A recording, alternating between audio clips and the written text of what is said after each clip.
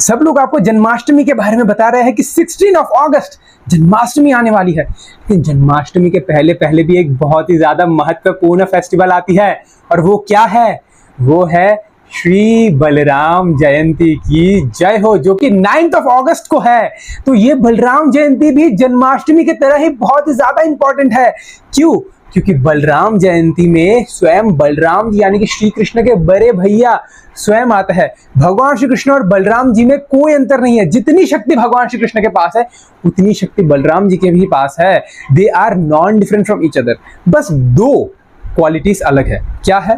पहला है कि भगवान श्री कृष्ण श्याम वर्ण के हैं और बलराम जी श्वेत वर्ण के हैं यानी कि सफेद रंग के हैं। और दूसरा क्या है?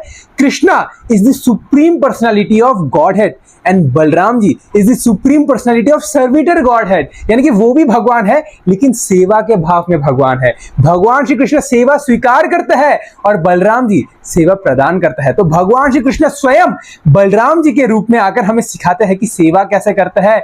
गुरु है बलराम जी, इसलिए बलराम जी को आदि गुरु कहते हैं। हमारे जितने भी गुरु हैं वो सारे बलराम जी के अंश मात्र है, यानी कि बलराम जी के रिप्रेजेंटेटिव है। जो कोई भी चीज कृष्ण के लिए इस्तेमाल होती है वो सब बलराम जी है। कहते हैं मृदंगा बलराम जी है। ये फोन जिसमें मैं वीडियो बना रहा हूं ये भी बलराम जी है, क्योंकि ये भी भगवान श्री कृष्ण की सेवा में यूज हो रहा है।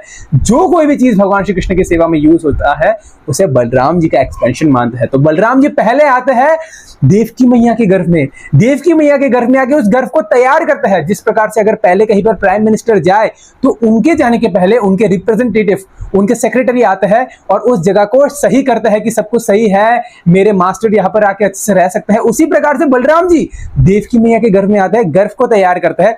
7 महीने तक गर्भ तैयार करने के बाद बलराम जी वहां से ट्रांसफर हो जाते हैं रोहिणी मैया के गर्भ में, और उसके बाद भगवान श्री कृष्ण देवकी मैया के गर्भ में प्रवेश करते हैं, गर्भ को तैयार करते हैं। तो बलराम जी बहुत ज्यादा महत्वपूर्ण है। जब बलराम जी और कृष्ण छोटे थे तब बलराम जी जहां जहां चलते थे कृष्ण बलराम जी के पीछे पीछे चलते थे।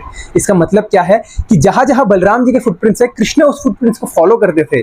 इस प्रकार से जहां जहां गुरु चलते हैं गुरु के पीछे पीछे कृष्ण आते हैं। तो यदि हम गुरु के शरण लेंगे तो हमें कृष्ण अवश्य मिलेंगे। क्यों? क्योंकि गुरु कृष्ण के बहुत ही ज्यादा प्रिय है, और अगर हम उनके शरण में जाएंगे जो कि भगवान श्री कृष्ण के प्रिय है तो भगवान श्री कृष्ण हमसे भी बहुत ज्यादा प्रेम करेंगे। इसलिए इस बलराम जयंती को अच्छे से मनाइए और बलराम जी से प्रार्थना कीजिए कि हे बलराम जी मुझे इतनी शक्ति दीजिए, मुझे इतनी कृपा दीजिए ताकि मैं भगवान श्री कृष्ण की सेवा अच्छे से कर सकूं और अपने गुरु के प्रति मेरी जो आसक्ति है, जो अटैचमेंट है वो बढ़े और मैं भक्ति में आगे बढ़ सकूं।